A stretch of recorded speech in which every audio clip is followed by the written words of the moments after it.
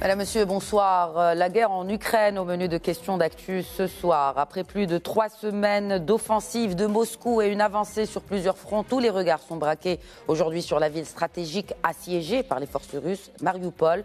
Le front occidental de soutien à l'Ukraine se renforce. D'abord, les États-Unis qui débloquent 800 millions de dollars d'équipements supplémentaires comme des systèmes de défense antiaérien et notamment 100 drones dits kamikazes qui explosent au contact de la cible. Et puis, les Occidentaux veulent aussi priver Moscou des financements du FMI et de la Banque mondiale. Côté négociation cette fois, aucune proposition concrète à l'issue du 4e round de pourparlers tenu mercredi dernier. Selon le Kremlin, Moscou et Kiev discuteraient d'un statut pour l'Ukraine similaire à celui de l'Autriche ou la Suède, à savoir la neutralité, deux pays, rappelons-le, membres de l'Union européenne, mais qui n'appartiennent pas à l'Alliance Atlantique. Proposition rejetée par les négociateurs ukrainiens. Quelles options ou quelles options restent-ils ? L'Ukraine et les puissances occidentales craignent que la Russie n'utilise des armes chimiques ou bactériologiques, auquel cas la France a brandi la menace de sanctions économiques massives et radicales contre Moscou. Alors justement, jusqu'où peuvent aller ces sanctions et comment peuvent-elles affaiblir une économie russe déjà à terre et plus grave encore, menacer la sécurité alimentaire dans les pays du Sud, notamment sur le continent africain, sans parler de la hausse, bien sûr, des produits énergétiques. Pour répondre à ces questions et à bien d'autres, je reçois ce soir sur le plateau colonel Hassan Saoud. Bonsoir. Bonsoir, madame. Je rappelle que vous êtes consultant, expert en stratégie, en sécurité. Bienvenue sur ce plateau. Merci pour l'invitation. Merci à vous de l'accepter. En face, j'ai le plaisir d'accueillir Hassan Alaoui. Bonsoir. Bonsoir, merci beaucoup. Je rappelle que vous êtes cofondateur et directeur de publication de Maroc Diplomatique. Bienvenue, messieurs. Bien sûr, se joindra à nous un peu plus tard Hafed Botaleb, expert en relations internationales. Alors, commençons par le commencement, par la situation, bien sûr, sur le terrain. Comment les choses évoluent-elles, colonel Saoud ? Un bilan de la guerre qui tourne déjà au désavantage de Moscou selon un nombre d'observateurs. On dépasse les 3 semaines de combat et on arrive au point mort aujourd'hui dans l'avancée des troupes russes. On a une carte, si vous pouvez peut-être nous expliquer comment les choses évoluent sur le terrain par rapport à cette carte que nous avons projetée ici. Alors, comme vous venez de le dire, l'avancée terrestre est stoppée, mais on a essayé évidemment de combler ça par des bombardements aériens et aussi par des tirs d'artillerie à partir de la mer Noire. On commence par le sud parce que l'enjeu est très grand ici. Oui. Donc la Crimée, elle est prise. Kherson, elle est carrément prise. Mariupol, qui est un port industriel important et d'où les exportations de blé et même de la métallurgie. Il y a une guerre carrément urbaine. Donc il y a là tous les séparatistes du Donbass avec l'armée ukrainienne dont on parle évidemment du groupe Azov. Faut-il le signaler. Au sud aussi, le projet, c'est d'investir Odessa. Odessa, c'est 70% des exportations ukrainiennes. Ville touristique, ville qui n'a pas encore connu la guerre, mais là, on le sent. Sauf que la ville de Mykolaiv que vous voyez, il y a encore des combats là-bas et c'est un verrou. Un peu au sud-est d'Odessa. Tout à fait. Et s'ils veulent aller à Odessa, il faut que la résistance de Mykolaiv soit vaincue pour pouvoir le faire. Est-ce que vous pensez que c'est possible ? Bien, ça dépendra de la résistance des gens parce que, vous savez, c'est des assiégés. Et ils ont préparé ça, mais c'est dur.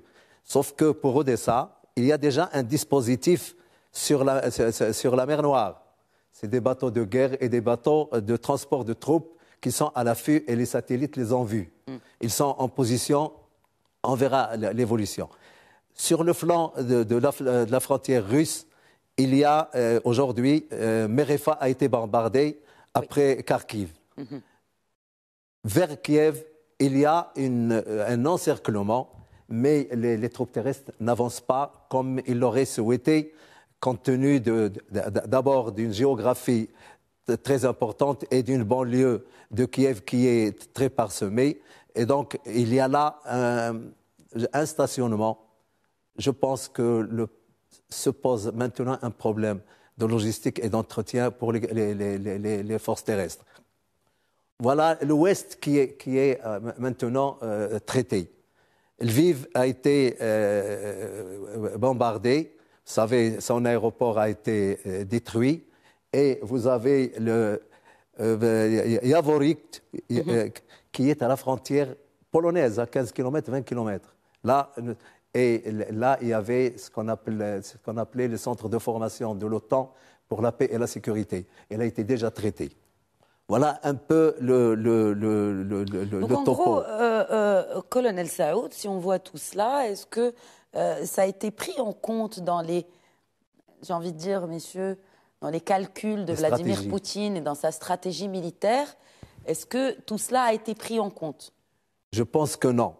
Il paraît qu'il y avait des dissensions entre les renseignements militaires et le KGB concernant l'évaluation des troupes d'abord, et puis une mauvaise évaluation de la résistance ukrainienne à terre. Évidemment, la suprématie aérienne est du côté des Russes. Des Russes, oui. Et là, à terre, c'est très difficile. Et certainement qu'on va encore accentuer les bombardements et les tirs d'artillerie parce qu'ils tirent par des missiles croisières à partir de la mer Noire. Exactement. Et ils ont, disons, une portée jusqu'à 2000. Ça se joue évidemment à Mariupol. Absolument. Et à Mykolaiv. Et je pense qu'Odessa, elle sera très difficile. Je présume, avec ma modeste expérience, que s'ils attaquent par la mer, je pense que c'est suicidaire pour les Russes. Pourquoi? Parce qu'il y a des gens qui sont déjà en position. Vous avez vu ce qu'ils ont mis comme de protection, comme... Et puis tous les anti-missiles que l'Ukraine reçoit de par le monde, que ce soit de la partie européenne, mais aussi là, les États-Unis qui viennent aussi d'annoncer une grosse aide pour les Ukrainiens. C'est très juste. Pourquoi on accentue maintenant sur la frontière avec la Pologne? La Pologne, oui. C'est parce qu'ils estiment qu'il y a un soutien logistique, un soutien, un armement qui passerait par là. Et donc on fait cette guerre d'attrition pour essayer d'éliminer tous les aéroports et les infrastructures pour ne pas permettre aux armements venus d'Europe et d'ailleurs pour arriver. Je pense qu'ils arriveront quand même à en recevoir, d'après mes informations. Très bien. Hassan Alaoui, selon le New York Times, qui cite les estimations du renseignement américain, il y aurait 7000 soldats russes qui seraient tombés dans les affrontements et puis des centaines de chars et des centaines d'hélicoptères tels que cités. Qui doit-on croire? Parce qu'il y a une réelle guerre, il y a une guerre sur le terrain, il y a une réelle guerre des chiffres aussi. Il y a une guerre de l'information. Absolument. Et vous avez vu que depuis avant-hier, le gouvernement russe a totalement verrouillé tout ce qui est, publication d'informations, de chiffres notamment, et d'hypothèses, d'analyses, tout ce qui est en train. Donc, comme c'est une situation un peu, fluide et absolument incontrôlable, parce que c'est comme ça les guerres, d'autant plus qu'aujourd'hui, il y a les images, mais il y a aussi les fake news, il y a les deep fake et tout ce qui s'ensuit. Moi, je ne peux pas m'en tenir à ce que disent les Américains aujourd'hui, parce que de toute manière, quel que soit le chiffre, ça peut évoluer d'ici tout à l'heure, d'ici ce soir ou demain. Mais ce que l'on retient, c'est qu'il y a évidemment une deuxième guerre qui est celle de l'information. N'est-ce pas? D'autant plus que même au niveau des pays occidentaux, ils ont interdit, si vous voulez, le petit signal ou le petit signe qui peut surgir un petit peu d'une petite ville en Ukraine, en guerre, ou d'un témoignage quelconque et tout et tout. Donc c'est complètement verrouillé. Est-ce que vous faites allusion aussi à la suspension de Russia Today d'Europe? De Sputnik et de aussi, tout ça, qui quand même, malgré, on pouvait filtrer un peu ce qui se passait, parce qu'eux, ils donnent évidemment des informations triomphales venant de la part de Moscou, mais on pouvait, nous autres, de l'autre côté du rideau de fer, comme on dit, spécialistes analyser à travers les mailles du filet pour voir un petit peu quelque chose. Mais là, aujourd'hui, j'allais dire, c'est le motus total. Et donc, on ne peut pas se fier à ce que disent les Américains. Il y a le chiffre de 5 000 morts, évidemment plus ou moins officiel. Il y a 7 000, n'est-ce pas? C'est plus que les pertes subies durant la campagne d'Afghanistan qui a duré plus longtemps que 3 semaines, plutôt 3 décennies. Enfin, en tout cas, tout ce qu'on peut dire aujourd'hui, c'est que Poutine est en train de jouer peut-être sa dernière carte, l'une de ses dernières cartes avec ces bombardements. Et vous avez souligné tout à l'heure le fait que maintenant le regard russe, de l'armée russe, se projette sur la frontière occidentale, c'est-à-dire en Pologne, parce que c'est un signal fort aux Occidentaux, n'est-ce pas, qui évidemment commence à pousser un petit peu les pions et à fournir des armes un petit peu tactiques et même au-delà un peu stratégiques, si je puis dire, aux Ukrainiens. Et la guerre, évidemment, va, à mon avis, s'enliser pour la jeune armée russe, les pauvres qui ont 18 ans, qui peut-être ne comprennent même pas pourquoi ils sont là, n'est-ce pas? Et on a affaire à une stratégie à 2 vitesses.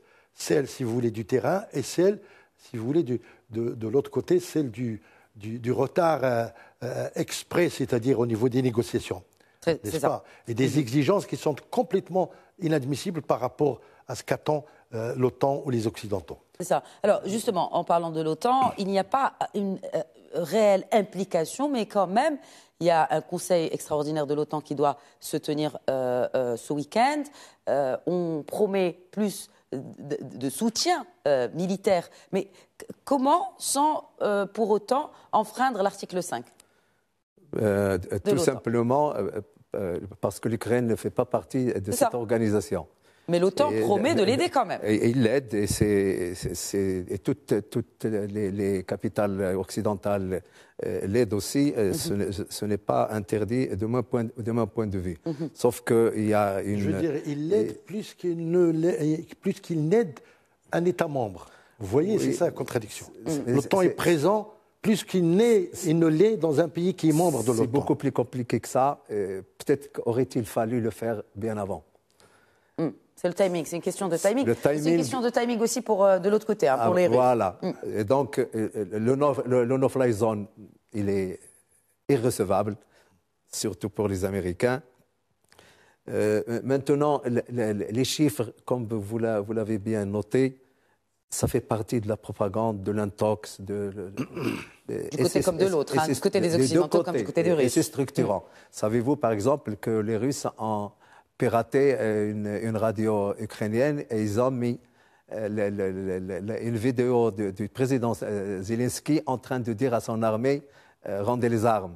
Je pense que ça a été réglé rapidement, mais de l'autre côté aussi, on a piraté le site de Gazprom et on a mis l'hymne national ukrainien. Donc, cette guerre d'image, cette guerre de chiffres fait partie de... Maintenant, il ne faut pas se fier à ces chiffres parce qu'il y aura toujours des chiffres noirs.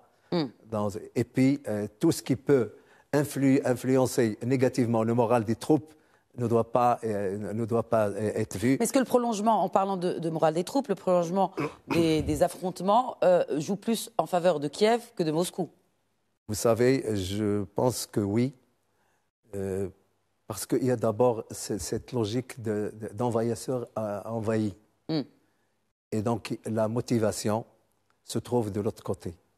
Faut pas vous ne venez pas en libérateur. Et ça, c'est un point quand même qui est négatif pour le... Et là, si vous me permettez, l'appel aussi aux Tchétchènes, l'appel aux Syriens... 10 000 soldats tchétchènes qui doivent se joindre aux... Semble-t-il qu'ils sont déjà là, mais oui. les 1000 dont a parlé Kadyrov, oui. Je pense c'est pour... Si demain, il y aurait des morts par miracle, on dira qu'ils l'ont dit. Mais ça prouve que tout ce qui a été engagé s'avère très insuffisant. 180 000 hommes, si vous enlevez la logistique, il n'en restera pas beaucoup. Alors qu'il faut au moins 1 pour 6. Vous savez, un combattant, dans les règles, c'est 10 logisticiens, logistique globale, hein? Oui. Nourriture, carburant, entretien et tout ça. je pense qu'ils ne sont pas à ce chiffre-là parce qu'il y a eu cette mauvaise évaluation de la part des stratèges russes qui n'ont pas vu juste. Alors, Quelles moi, sont les chances je pourrais ajouter Oui, un petit bien truc sûr, sur ça. Hassan Alaoui. Puisque nous sommes dans la tactique, bon, je veux dire, c'est la première partie de l'émission, c'est sur la guerre. Moi, ce qui m'intrigue, c'est qu'il y a une semaine ou 10 jours, non, mais tout au début du conflit, on nous avait montré cette colonne de chars de 60 kilomètres. Et quand on voit les images aujourd'hui, au fur et à mesure du combat, au 24e jour, où sont passés ces chars? On en voit 2 ou 3 quelque part qui rentrent dans Kiev, qui se préparent. Mais où sont-ils ces chars? Ça veut dire qu'il y a un problème d'enlisement réel, n'est-ce pas? Oui, de ma mémoire de militaire. Et qu'on laisse le soin à l'aviation, évidemment. Non, mais le fait d'emprunter Comme en les Syrie. routes, c'est la météo aussi. Le terrain est boueux, à part les chars à chaîne, les pneumatiques ne marchent pas. Et ça ressemblait à un défilé. D'ailleurs, il a été pris à partie par les forces ukrainiennes et ça a créé beaucoup de dégâts. Alors, avec tous ces enlisements et que la situation commence vraiment à s'embourber, c'est le cas de le dire, quelles sont les chances pour que Vladimir Poutine recourt à l'arme chimique ou bactériologique, messieurs? Cela vous fait sourire, colonel Saoud? Oui, bon, d'abord pour cette guerre. En général, on sait quand est-ce qu'on la commence, mais on ne sait jamais quand est-ce qu'elle finit. En effet. Et on n'en connaît pas les bilans. Sur le plan de l'escalade, je pense que on a d'ailleurs évoqué ce problème des armes biologiques qui se trouveraient en Ukraine, une dizaine de laboratoires, 10 ans, et puis bon, ça a fait l'objet de beaucoup de communiqués russes. Mais à mon humble avis, dans une escalade, à moins d'être irrationnel, je pense que ça sera quand même très grave pour les uns et pour les autres. Et donc, il faut suivre ça, mais c'est un risque que les Occidentaux ont mis comme scénario. Les Américains, et selon d'ailleurs les renseignements américains, ce n'est pas improbable. C'est un scénario prévu. Très bien. Hassan Alaoui. Moi, je pense que, puisque vous parlez, je pense que vous invoquez aussi la question nucléaire, n'est-ce pas? C'est ça. Déjà chimique, après nucléaire, c'est notre histoire. Ouais. Mais chimique, bon, rappelons que la Russie est la première puissance nucléaire dans le monde.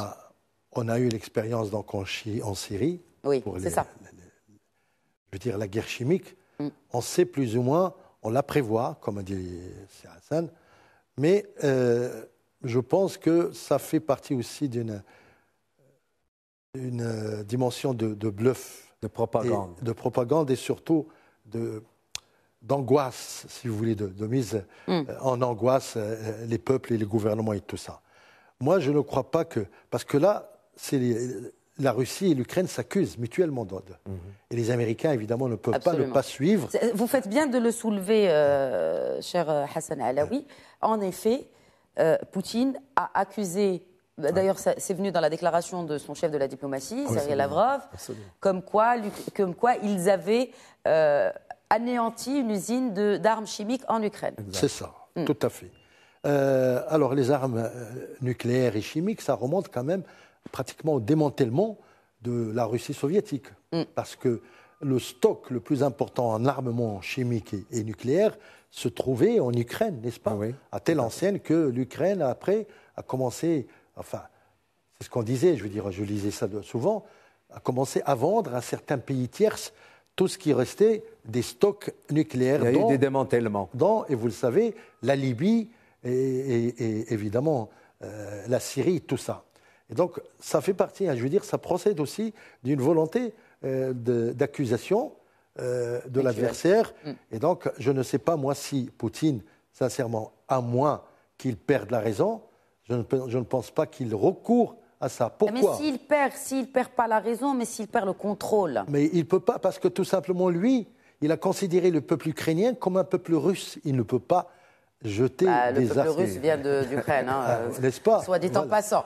Oui, donc il y a quand même une conurbation physique et anthropologique qui ne peut pas nous laisser imaginer que Poutine va lancer des attaques là, chimiques. Il a déjà commencé. Non, mais s'il perd le contrôle au sein même de son pays. Alors, messieurs, je vous propose de continuer la discussion dans quelques instants. À tout de suite. D'accord.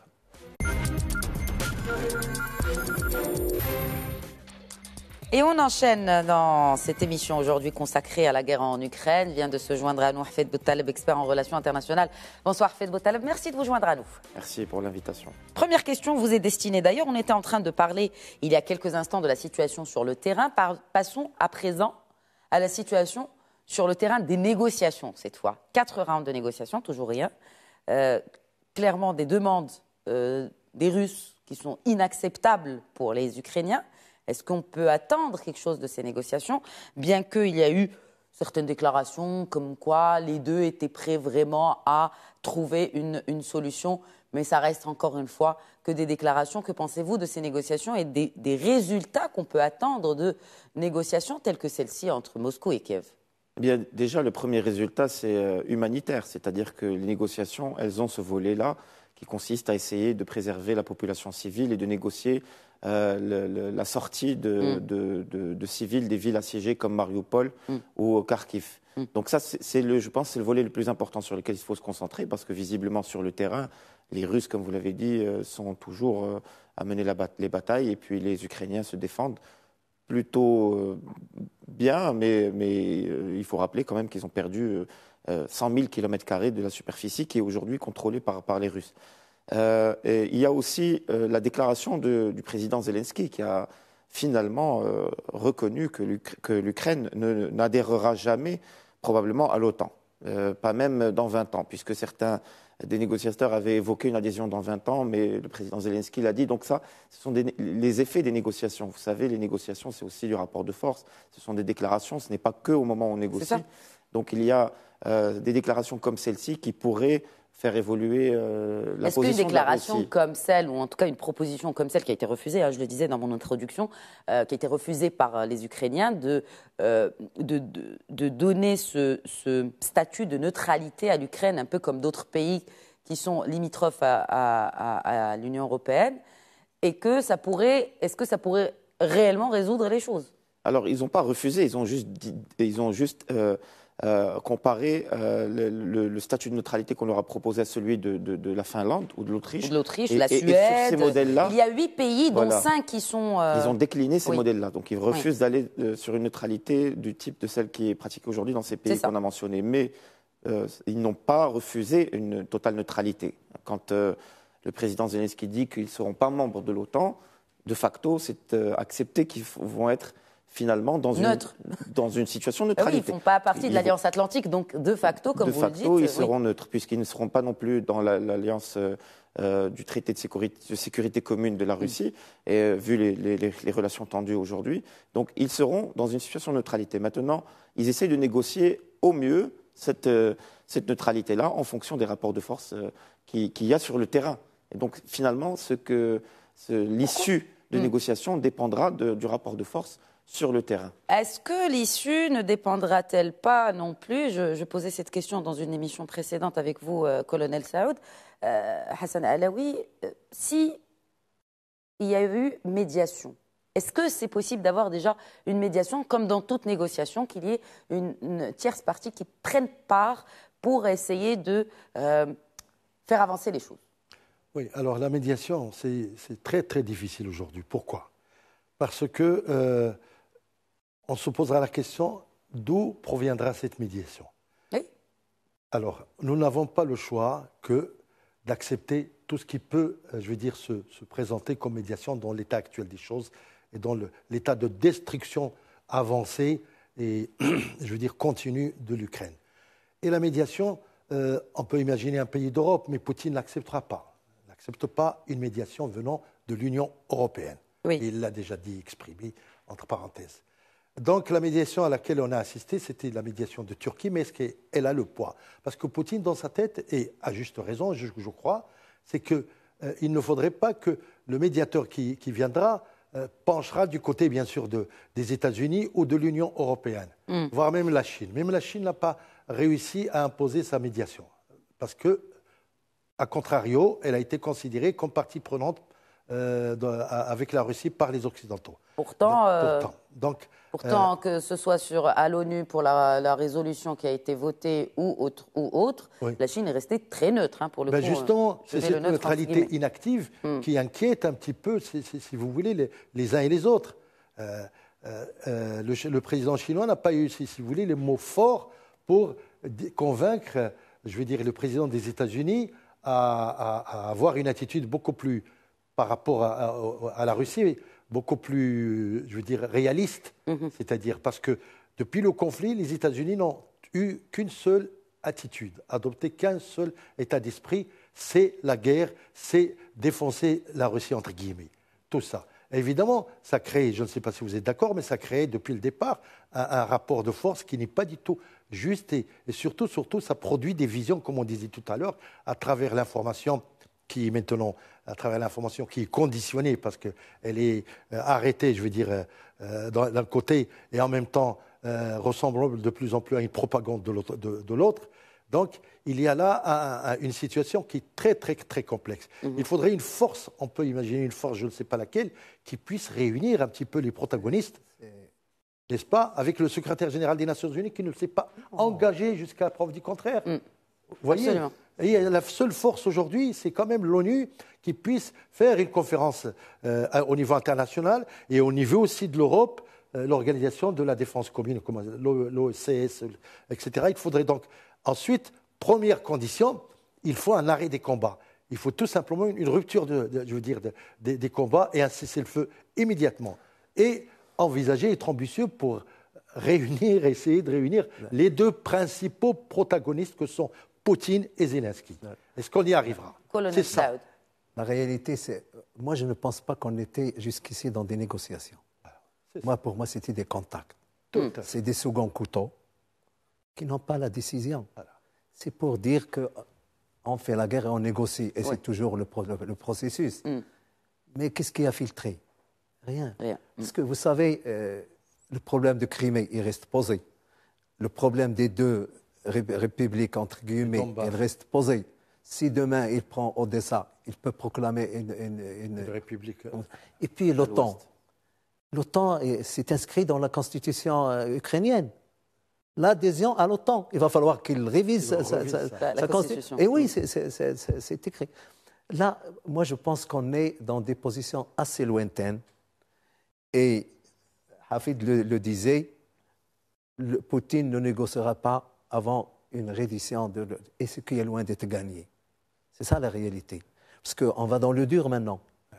Vous encerclez, mais le combat urbain, c'est pas de la...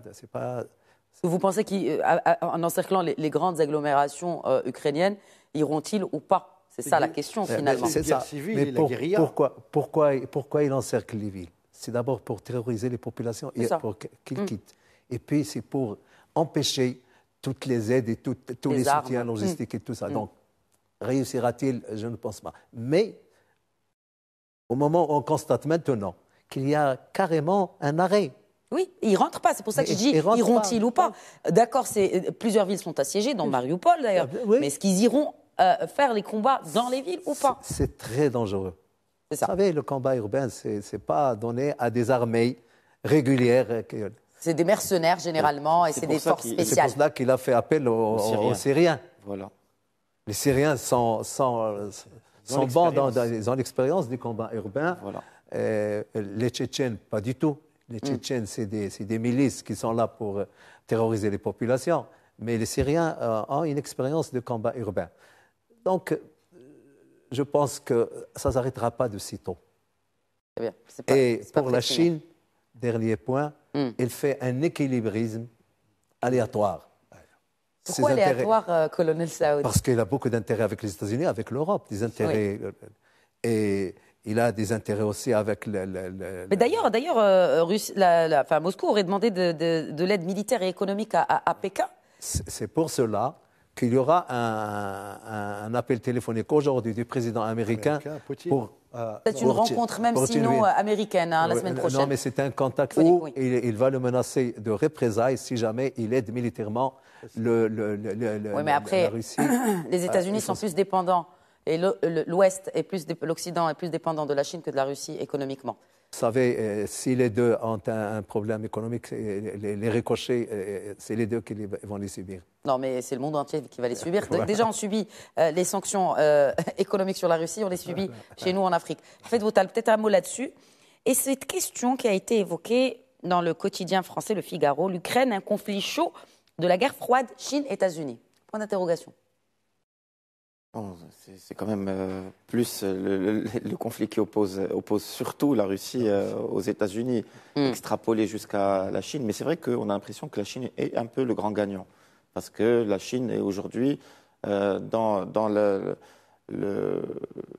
la négociation et essaye de faire l'équilibre entre les deux grandes puissances que sont la Russie et les États-Unis. Et finalement, on est très loin de la posture de défensive que Trump avait imposée aux Chinois. Là, les Chinois, ils sont sortis de cette posture-là qu'ils avaient poussé à être dans la défensive face à la guerre économique que leur a livrée l'administration des Républicains. Et aujourd'hui, avec les démocrates, ils se retrouvent un peu plus à l'aise, puisque le spotlight n'est plus sur eux. Plus personne ne parle de ce qui se passe à Hong Kong. Plus personne ne parle des Ouïghours. Et aujourd'hui, plus personne n'a envie qu'il y ait de problèmes réels économiques en Chine. Vous avez parlé de l'interdépendance. On se souvient juste il y a 2 ans, lorsqu'il y a eu les ruptures dans les carnets de commandes à cause de Covid-19. Toutes les chaînes de valeur dans le monde ont été perturbées. Et donc, il y a eu un impact important sur toutes les économies mondiales. En parlant d'impact important, en parlant de chaînes de valeur, aujourd'hui, la question qui s'était posée pendant la Covid-19, celle des semi-conducteurs, est toujours d'actualité, encore une fois d'actualité, à cause du gaz ukrainien. Exact. Effectivement, elle est revenue en plus avec acuité avec la question de Taïwan. Taïwan, absolument. L'opinion publique s'est posé la question, est-ce que la Chine va saisir cette opportunité pour envahir Taïwan ? Ce qui aurait encore plus prolongé la crise des semi-conducteurs, mais ce qui semble aujourd'hui totalement exclu. Les Chinois sont dans une totale autre logique, mais en revanche, ils vont bien profiter de cette crise pour placer leurs pions, notamment du point de vue économique et sur certaines questions qui leur tiennent à cœur, notamment comme Hong Kong. Est-ce que vous pensez, puisqu'on parle d'impact sur l'économie mondiale, Hassan Alaoui, avec tout ce qui se passe aujourd'hui et cette question de souveraineté qui est plus que jamais d'actualité et mise en cause? Je note que 30% du blé donc, provient de cette région, 60% de l'huile, pas. Et le baril qui est monté aujourd'hui à 102 ou 103 $. Il est descendu, il était monté à 140. Non, aujourd'hui, il est à 102 dollars. Donc, ces trois facteurs sont quand même aujourd'hui la conséquence directe sur l'économie mondiale. Et n'en parlons pas sur l'économie marocaine aussi, puisque nous en sommes là. Nous avons besoin de blé, nous avons besoin d'huile, nous avons besoin d'autres produits, hydrocarbures et tout ça.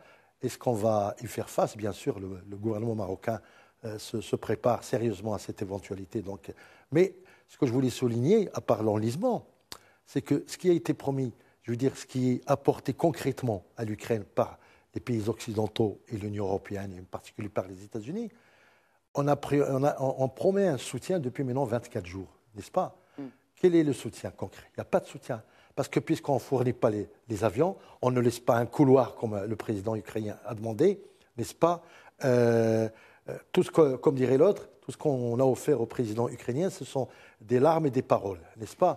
Mais les Américains ont promis des drones. Des drones kamikazes. Et des drones kamikazes qui ne seront peut-être pas efficaces par rapport à je veux dire, à la défense russe qui est très développée. On ne sait pas ce que cache encore l'industrie. Donc en fait, en gros, c'est plus du marketing que de l'action. Mais c'est-à-dire qu'en fait, il se retrouve tout seul, le président d'Ukraine aujourd'hui. Il est seul. Et le peuple aussi ukrainien. Voilà. C'est surtout le peuple. C'est ça. C'est un peuple qui est éventré. je ne sais pas combien on est. On a 4 millions de réfugiés. 1 million de réfugiés. 4 millions, pardon. Donc c'est éventré, c'est une Ukraine éventrée. Et qu'est-ce qui va rester? Il va rester des villes complètement vides, mortes, que évidemment la guérilla russe et urbaine, je veux dire syrienne va envahir, parce que c'est ça. Et donc, lui, il aura toujours l'avantage, je veux dire, l'Union soviétique, la Russie, pardon, aura toujours, autant pour moi... C'est très révélateur. Ben oui, parce que je pense que c'est la même politique. Absolument. Et donc, on est là vraiment devant une très très grande contradiction. Et les 2 ou 3 semaines qui viennent vont être décisives et même très, très, très graves. Est-ce que vous pensez, parce que j'avais évoqué une fois précédente encore, les prix n'étaient pas ce qu'ils sont aujourd'hui et les projections ne sont pas ce qu'elles sont aujourd'hui, parce que là, on parle du litre d'essence dans les pompes européennes qui va dépasser les 3 euros. On ne parle pas encore de l'exemple du Maroc. Est-ce que vous pensez que si le citoyen est touché dans son pouvoir d'achat, je parle de citoyens européens, français, pourrait-il changer de position par rapport à ce conflit? Au-delà de ça, ce n'est pas que le pouvoir d'achat. C'est aussi de voir que c'est seulement l'Europe qui paye aujourd'hui. Et ce ne sont pas les puissances atlantistes. Après, c'est les voisins. Hein. Les Américains, ils ne sont pas voisins de la Russie, alors, encore moins de l'Ukraine. On a entendu la déclaration de certains politiciens de haut rang en France et en Espagne et dans d'autres pays qui, déjà, aujourd'hui, pointent du doigt le fait que c'est que l'Europe qui paye et que, normalement, face à une situation de cette gravité-là, ce serait une défense européenne qu'il faudrait mettre en place plutôt que l'OTAN. Puisque là, on se retrouve à voir, comme disent les Russes, l'Europe, finalement, c'est un porte-avions des Américains, un géant, aux portes de la Russie. Et les Européens se rendent compte un peu de cette situation-là. Et si la crise dure longtemps et que les réfugiés continuent à affluer, on pourrait monter à plusieurs, jusqu'à 8-10 millions. Parce que pour le moment, ce ne sont que des enfants et des femmes. Oui, mais si c'est 10 millions... Les hommes n'ont pas encore rejoint. Effectivement, et ce sont des gens qui vont peut-être vendre une main-d'œuvre beaucoup moins chère que celle du travailleur européen en Europe même. On se souvient tout le scandale qu'avait fait l'histoire du plombier polonais en 2005 au moment du référendum sur l'Union européenne. Eh bien, aujourd'hui, ça va être peut-être le plombier ukrainien. Et donc, ça va faire qu'il y aura un rejet total aujourd'hui. Les bras sont grands ouverts, mais ça risque de changer. Oui, un peu par comme rapport ce qui s'est passé migratoire. en Turquie, les 3 premiers mois de la guerre, les Turcs étaient heureux de recevoir les Syriens. Et aujourd'hui, il y a un racisme anti-syrien extraordinaire en Turquie, anti-arabe en général. Et donc, pareil, c'est ce qui pourrait se passer, c'est ce qui pourrait produire si la guerre se prolonge sur plusieurs années, si la Russie prend le contrôle d'une grande partie de l'Ukraine, elle n'autorisera plus ces réfugiés à revenir. Donc ces réfugiés seront condamnés à rester dans les pays d'Europe de l'Ouest, comme ce qui s'est passé pour les Syriens. Et ils devront s'intégrer. Ça va poser des problèmes d'intégration, puisqu'aujourd'hui, on a l'impression que les policiers européens donnent l'impression qu'ils vont s'intégrer très facilement. Bon, déjà, ils ne parlent pas la langue. Hein. Ils ne parlent pas la langue, ils n'ont pas la même religion. Un Malien a plus de chances de s'intégrer en France qu'un Ukrainien. Ils ont ne serait-ce que par rapport à la barrière de la langue. Ce ne sont pas des catholiques ou des protestants, ce sont des orthodoxes. Et il y aura Mais c'est des blancs aux yeux bleus.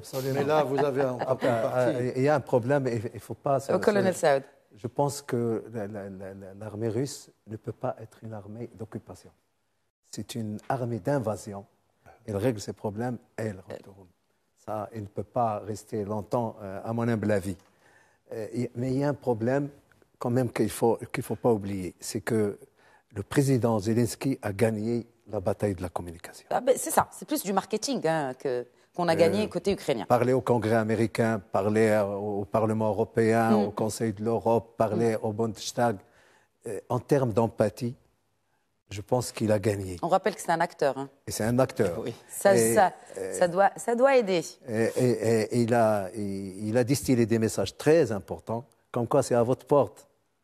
C'est l'Europe. C'est ça. Et moi, je suis pas. Rappelez-vous, pour les Allemands, rappelez-vous du mur de Berlin. Oui. Là, moi, c'est Donc, cette guerre-là, je pense qu'il a été gagné. Et je pense que de l'autre côté. Parler de la guerre ou de la bataille, colonel? C'est une guerre de communication aussi. Mais ce n'est pas gagné, comme vous dites. Mais le fait que le président russe hausse le ton à l'endroit de sa population, traître, crapule... Vous parlez du discours qu'il a prononcé hier. Revenons justement sur ce discours. C'est un discours, à mon humble avis, qui est très dangereux.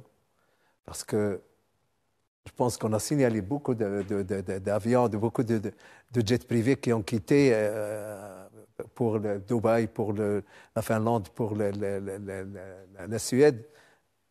Après ce discours-là, qui a été très fort et qui a parlé quand même de recrachat et tout ça, je pense que l'affaire de la journaliste qui a fait le tour du monde les a touchés au fond dans leur communication. Et ça, le fait de demander des combattants étrangers et de hausser l'OTAN pour l'intérieur, soit, entre guillemets, ennemi de l'intérieur, je pense que ce n'était pas une bonne communication.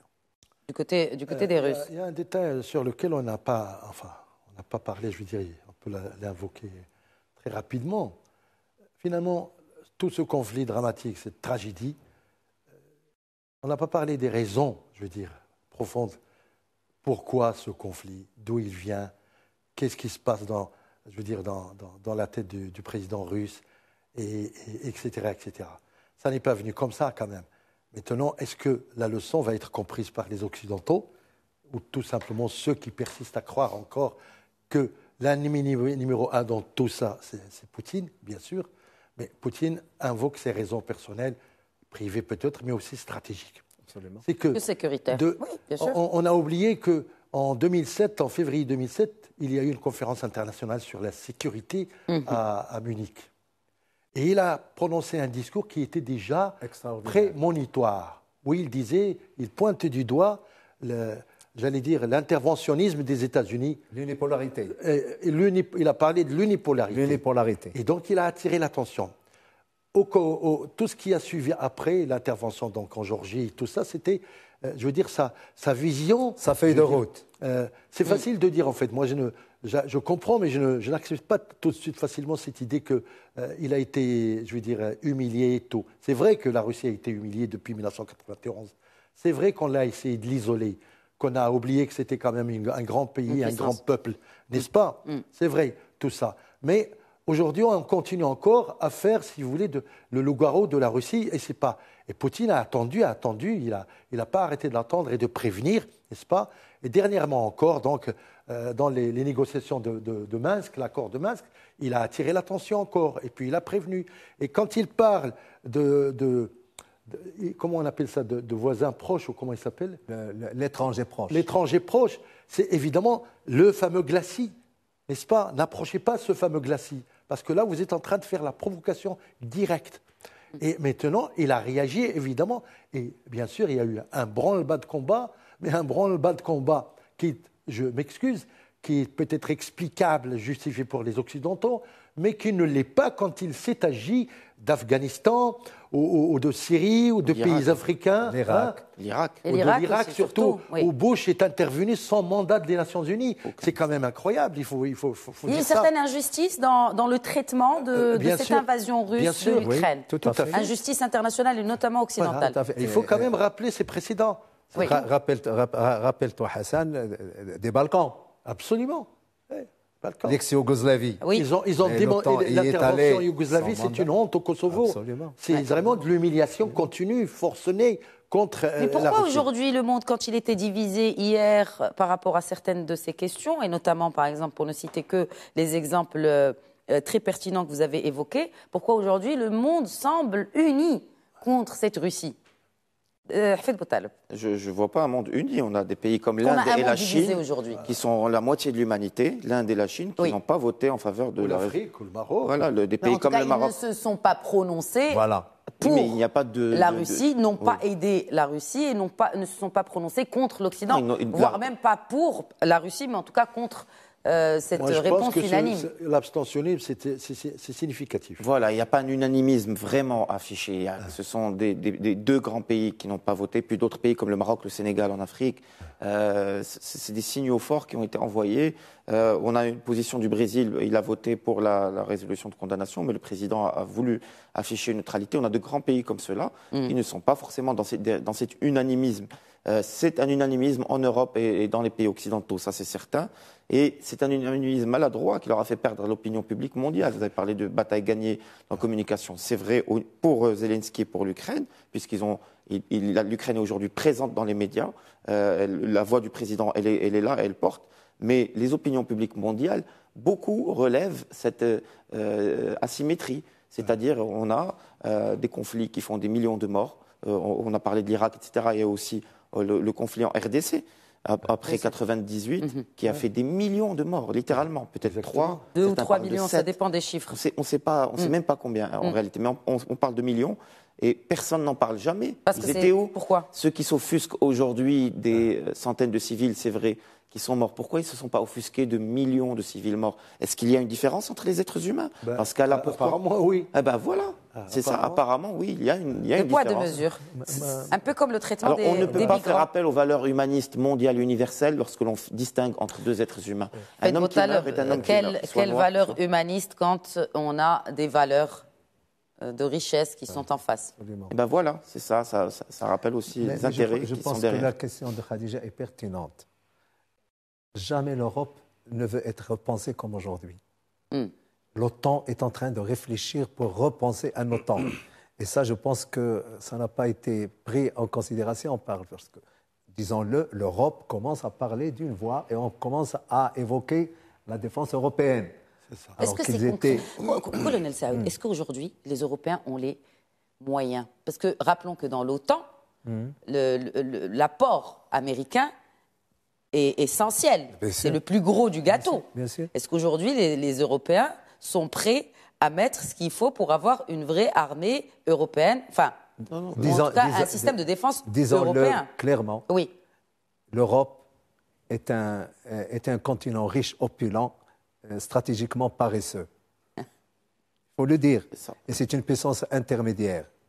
J'ajoute Par choix. le Brexit. C'est 60% de la capacité stratégique de l'Europe. Absolument, absolument. Nucléaire. Qui est parti. Et donc, ils sont là, ils vont repenser, mais ça demande Ça va du prendre temps. du temps. Mais elle reste quand même une puissance intermédiaire. Quand il y a des projections à l'étranger, même en Afrique, on demande des avions à l'Allemagne, on demande ils n'ont pas cette autonomie de projection en Europe. Ça, il ne faut pas. Et s'il n'y avait pas les États-Unis à l'OTAN, il y a longtemps que. C'est ça. Moi, je me permettrais d'ajouter un petit mot.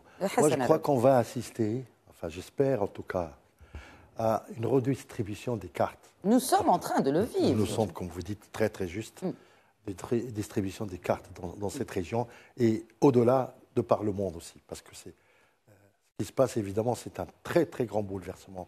Et il ne faut pas jouer sur parce qu'on n'est que humain, c'est-à-dire que le président un nouvel puissant ordre peut- mondial en perspective. On peut tomber malade, on peut C'est la mourir, grande question. il y a un On peut en changement discuter qui va. pendant des heures. Mais Voilà. qui ne vous dira pas peut-être que, comme a dit un historien là, il y a dernièrement, que peut-être demain il y aurait une alliance entre, je veux dire pas une alliance, mais un regroupement de toute l'Europe, de la Bretagne, comme dirait De Gaulle, à l'Oural. À l'oral. Vous comprenez, de l'Atlantique à l'Oural, À l'Oural, oui. ouais. Et que, évidemment, cette Russie qui a voulu, hein, Cette Russie devient européenne. oui, qui est européenne. Ce serait Parce le que la comble, civilisation aussi est Oui. partie de la Russie. Et l'Europe. Les grands écrivains, l'art, et moi je ne comprends pas comment aujourd'hui ces pays occidentaux interdisent un concert d'un grand musicien russe. C'est pas possible. À Berlin, c'est pas possible. Quand Les sportifs aussi. c'est sportif les et tout, exemples et tout. sont Non, sont- il faut pas. très Il faut nombreux. arrêter ça maintenant. Il faut être visionnaire et courageux, l'audace. Peut-être pour revenir à la question Oui, sur, Botal. la défense européenne, on a vu récemment le programme de réarmement de l'armée allemande 100 milliards d'euros. entièrement destiné à l'industrie d'armement américaine. Alors, Donc c'est déjà en soi un message clair que Faites Botal. ce n'est pas demain la défense européenne. Oui, Les la F-35, défense européenne, alors- et comme le disait tout à l'heure sur le volet stratégique, et je voudrais vraiment vous interpeller là-dessus, puisqu'il nous reste quelques minutes, il y a le réarmement, il y a aussi un changement de paradigme énergétique. Tout à fait. C'est-à-dire qu'on veut se détacher de ces dépendances au gaz russe, mais du coup, on va revenir à quoi? Au Charbon. nucléaire, au charbon, Ça va être le nucléaire. Ça va être ou le nucléaire. charbon. Le Pour charbon, l'Allemagne, en ça me l'occurrence. paraît très difficile aujourd'hui, avec toutes les exigences. L'opinion publique est sensibilisée par rapport aux dégâts du charbon sur l'environnement. Et puis, les gens, aujourd'hui, parlent de plus en plus des effets du changement climatique. Donc, c'est plus le Le nucléaire. nucléaire n'est pas Et il va très vert falloir- non plus. Hein. Non, le nucléaire n'est pas du tout vert. Attention, les déchets C'est ça. nucléaires sont un désastre pour l'environnement. Mais c'est une énergie décarbonée. C'est-à-dire que le cycle de production ne produit pas de CO2. Et donc, Oui, par oui. conséquent, les opinions publiques, on l'a vu pendant la campagne électorale aujourd'hui, Emmanuel Macron a clairement tranché pour la construction de 14 nouveaux EPR qui vont mobiliser un argent dingue, des milliards d'euros, pour justement Ça prend du temps. Hein. On assurer. parle de- Et puis pour le gaz russe, plusieurs on sait décennies. très bien que c'est pas demain qu'ils vont tourner la page du gaz russe. S'il hein. la tourne un jour. Non, aussi il la tourne un jour. Je ne pense pas qu'aujourd'hui... Un dernier mot pour clore cette charmante et très enrichissante discussion, Monsieur Colonel Saoud. Qu'est-ce que vous dire en guise de conclusion? Il n'y a pas de guerre propre. Il y a toujours Les dégâts collatéraux sont toujours importants. Il y a une situation humanitaire catastrophique. Et c'est la population qui en paye le prix. Quand on voit le nombre, ça a été dit par Hafid, quand on voit le nombre de réfugiés, et ça continuera, je pense qu'il est temps, même si très compliqué, de mettre un terme. Et si les deux dirigeants ne viennent pas à la table, je pense que tous les contacts seront infructueux, tellement les convictions des uns et des autres sont très éloignées.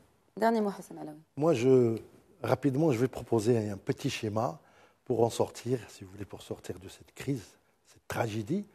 C'est tout simplement une approche, une négociation correcte, n'est-ce pas, qui d'abord consiste à instaurer un cessez-le-feu, n'est-ce pas, tout de suite pour épargner donc les morts de milliers ou voire de millions de gens. Ensuite, une conférence européenne, donc je disais avec tout à l'heure. tout le monde. Moi, je pense que la table des négociations, elle devrait impliquer tout le monde, parce qu'il n'y a pas que l'Ukraine. Exactement. Ça me rappelle d'ailleurs une autre question qui concerne notre cher royaume, c'est-à-dire qu'il y a des partis qu'on ne voit pas sur les tables des négociations et qui sont parties prenantes. Exactement.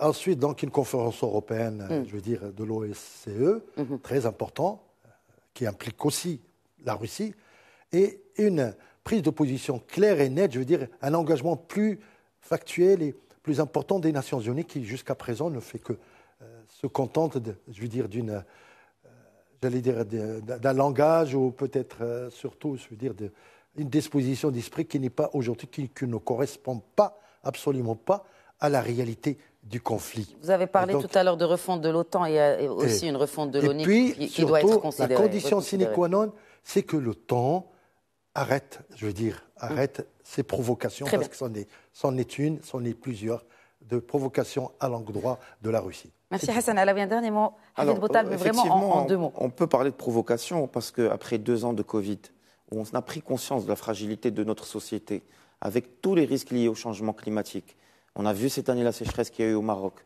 on sait que dans les prochaines années, décennies, dans le monde entier, il y aura des dérèglements climatiques. Comment les dirigeants du monde peuvent manquer autant de sagesse pour pouvoir défendre un agenda comme celui de l'élargissement de l'OTAN à ce point, alors qu'il y a des urgences très importantes, vouloir absolument inclure l'Ukraine?